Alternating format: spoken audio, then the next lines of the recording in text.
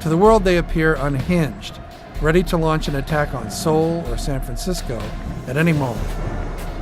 To understand how this standoff between Pyongyang and the world became so dire, it helps to go back to the founding of North Korea nearly 70 years ago. After World War II, the Korean peninsula was split in half, with a Soviet-backed government to the north and a United States-backed government to the south. Kim Il-sung introduced his own version of Marxism, known as 주체, or self-reliance, that promised political independence, industrialization, and the world's strongest military. Today, it's a black hole ruled by Kim Il-sung's grandson, Kim Jong-un. He has his grandfather's ambition to rule the whole peninsula, and an arsenal of nuclear, chemical, and biological weapons to back him up.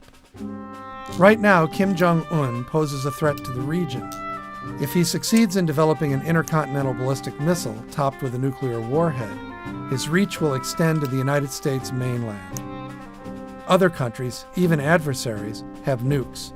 North Korea is the only one that has vowed final doom to the United States. North Korea might have the capability to nuke Los Angeles by the end of Trump's term.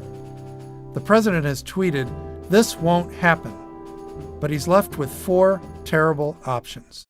The first is prevention, an all-out American invasion. This would topple the regime and eliminate its nukes, but almost certainly will result in millions of deaths and create a failed state that the United States would have to occupy and govern for at least a generation. Second is what is called turning the screws, limited aerial strikes and special operations targeting Kim's nuclear and missile development infrastructure. The problem is that North Korea could interpret our limited strikes as an all-out war and choose to retaliate. They could decimate Seoul in minutes. The third option is decapitation, overthrowing the regime. While neat in theory, this would be extremely difficult, and it would be a huge gamble. Given the reverence for Kim, it could automatically trigger the very response it seeks to avoid. Lastly, there's acceptance. Yes, they may soon be able to hit Los Angeles with a nuke, an option they'd certainly consider if the regime was at stake.